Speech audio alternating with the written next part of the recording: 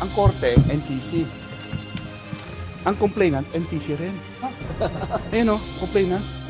Sa halip na sagutin ang show cause order na inisyu ng National Telecommunications Commission o NTC noong December 19, 2023, nagsumite ng motion for inhibition ang Sunshine Media Network International o SMNI sa NTC kaninang umaga.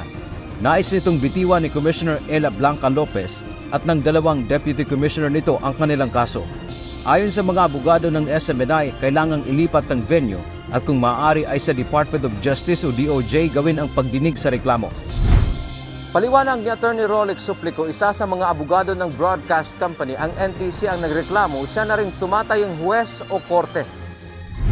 May justisya ba kami dito? Di ba? Parang judge yan na nag-file ng kaso at ang kaso sa korte niya. May laban ba ka doon? Kung hindi umano mag-inhibit ang mga NTC commissioner, mapipilitan silang dumulog sa mataas na korte. We will file the possible pleading, maybe we will file a motion for reconsideration and go to the higher court for on the ground that there's grave abuse of discretion amounting to lack or excess of jurisdiction. Kinwestiyon din ng mga ito kung bakit hearing officer ang duminig kanina sa reklamo sa halip na ang mga commissioner. Umaasa sila na maglabas kaagad ng resolusyon ang NTC sa kanilang motion. Public interest is involved here. Dapat naman ang tatlo, ang commissioner and her two deputies, should be the ones sitting as judges, quote-unquote, over our case. Sinisikap ng mga media kanina na kunan ng pahayag ang NTC hinggil dito, subalit wala kaming nakausap mula sa komisyon.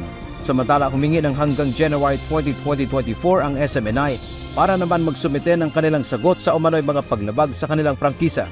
Una nang humiling ng Temporary Restraining Order o TRO ang istasyon sa Court of Appeals noong isang linggo laban sa ipinataw na isang buwang suspensyon ng NTC upang payagan silang makabalik sa ere. Dante Amento, UNTV, News and Rescue. Diyos ang aming sandigan, serbisyo publiko ang aming pinahahalagahan.